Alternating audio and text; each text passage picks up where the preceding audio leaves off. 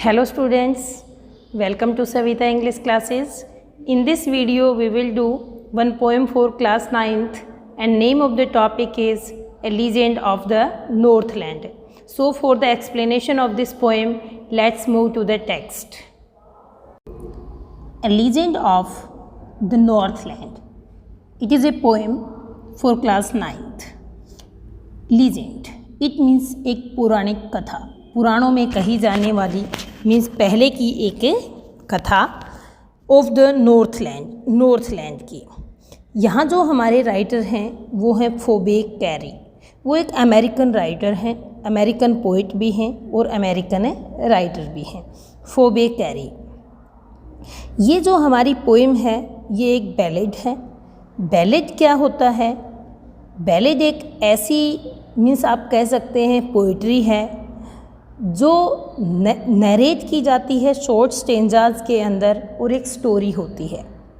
देखो अब यहाँ जो ये एक बैलेड है, आपको ये पता होना चाहिए। मैंने कहा कि बेटा ये जो हमारी पोएम है ये बैलेड है। बैलेड क्या होता है? बैलेड एक सॉन्ग होता है जो एक स्टोरी को नरेट करता है और ये शॉर्ट स्टेंजाज में होता है। छोटे छोटे पैराग्राफ में एक कहानी बताई जाती है।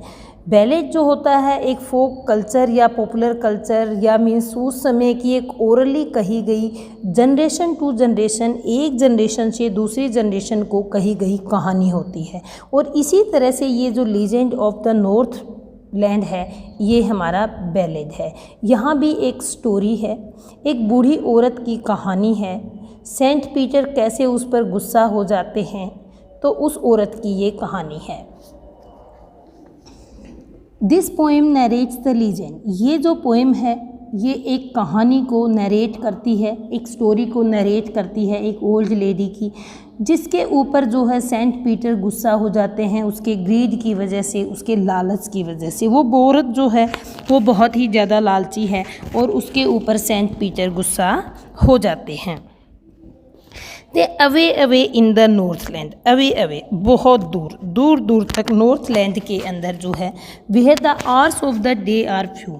जो आवर्स हैं डे के, जो आवर्स हैं इट मीन्स दिन का जो समय है वो बहुत कम होता है और जो नाइट हैं वो विंटर सीजन के अंदर ठंड में बहुत लंबी होती हैं। कहाँ? इन द नॉर्थलैंड। तो वहाँ पर जो लोग हैं नाइट इतनी लंबी होती है कि they can't sleep them through. पूरी रात वो सो नहीं सकते। अंधेरा जो है वो ज़्यादा समय तक रहता है और सूर्य का प्रकाश जो है वो कम समय तक रहता है।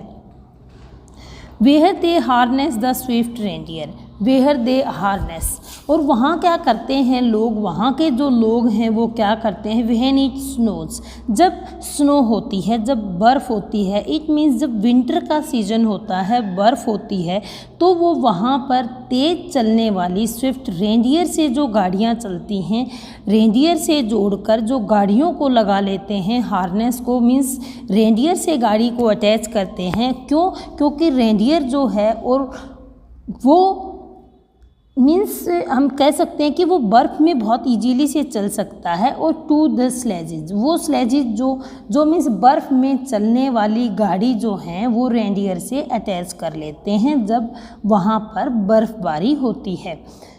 वहाँ के लोग इस तरह से करते हैं। They means people from the Northland. And the children look like bear's cub. And the children, और बच्चे जो हैं वो कैसे दिखाई देते हैं?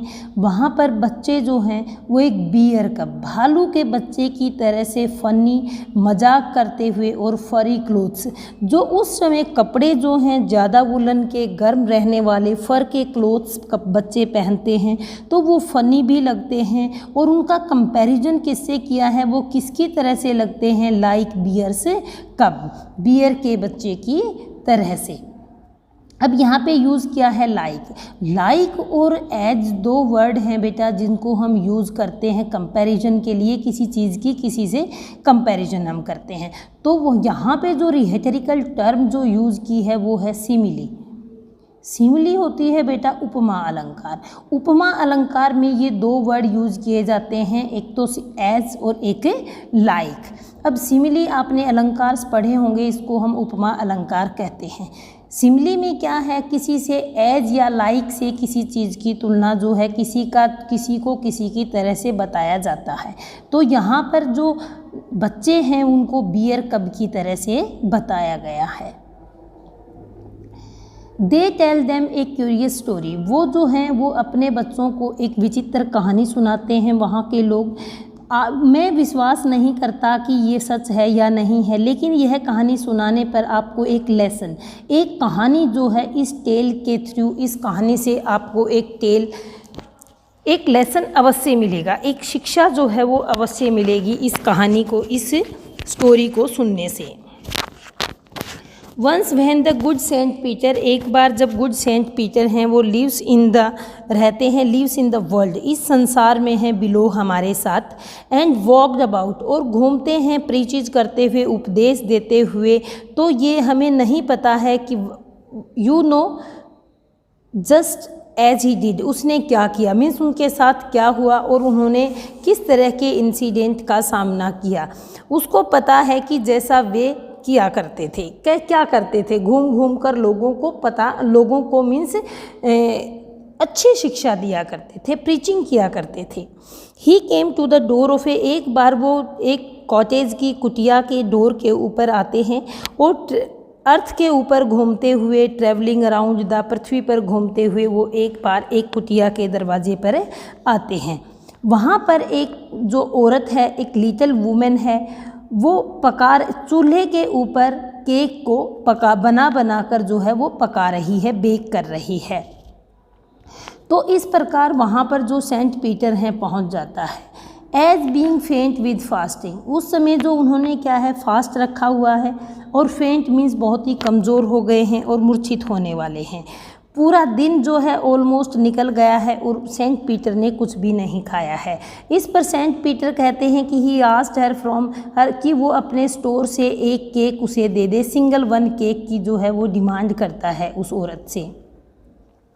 तो डिमांड करने पर वो क्या करती है, वो बहुत ही लिटिल केक बनाती है दोबारा से लेकर, उनमें से कोई भी केक नहीं देती है, उसे बेक करती है, पकाती है। जब वो उसे देखती है तो देखने पर वो उसे बहुत देने के लिए बहुत बड़ा लगता है कि ये तो बहुत बड़ा केक बन गया है, इतना बड़ा केक वो नहीं दे सकती है।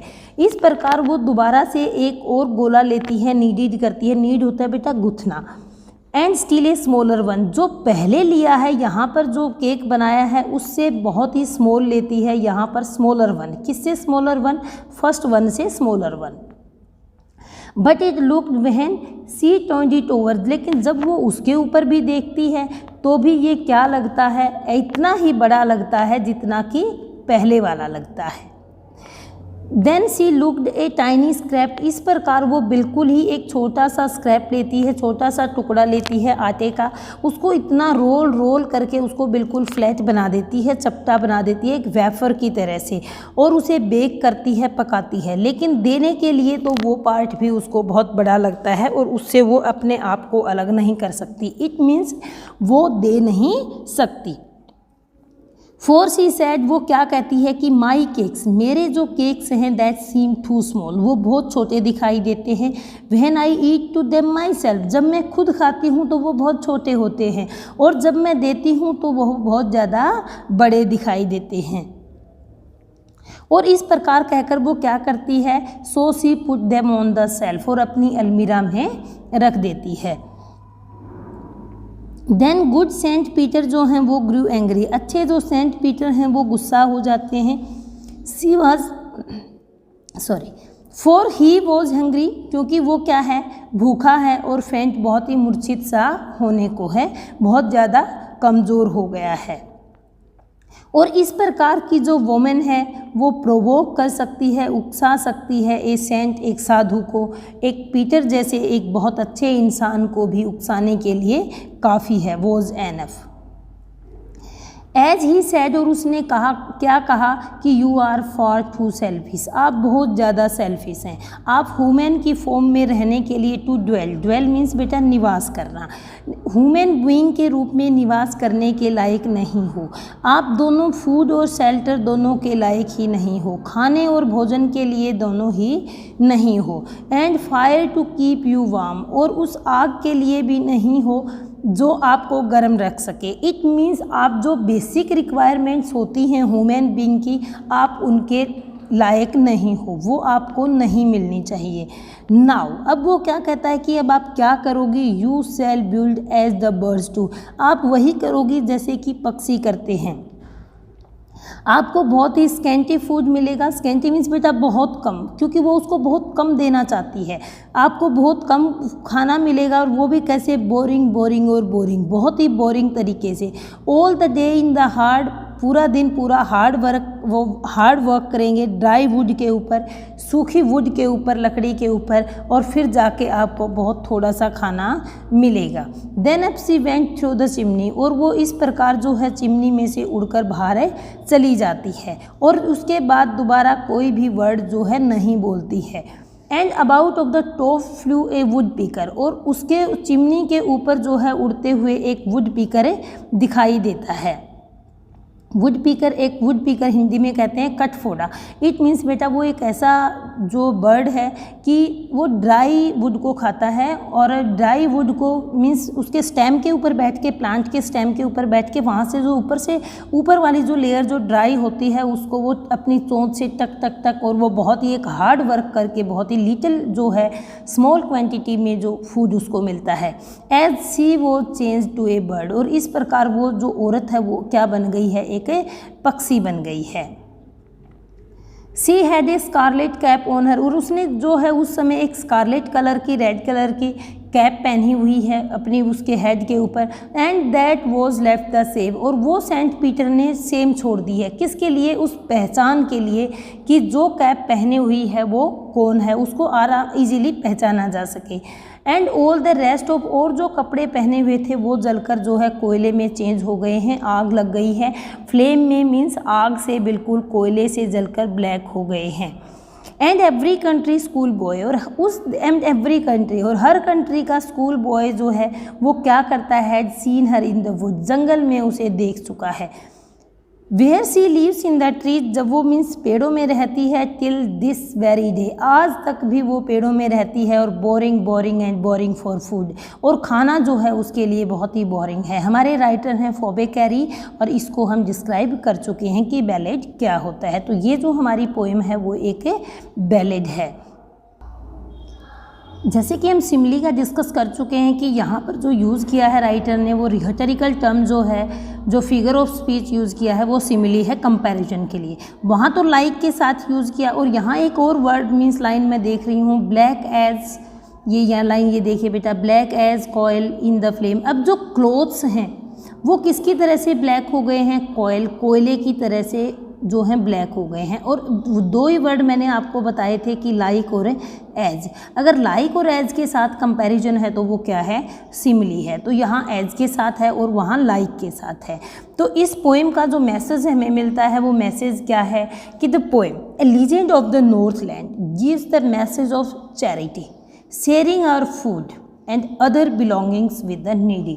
इट मीन्स नीडी पीपल के साथ हमें अपनी जो हमारी बेसिक रिक्वायरमेंट्स की जो थिंग है that should be share and other belongings also share with the needy peoples. I hope you understood everything.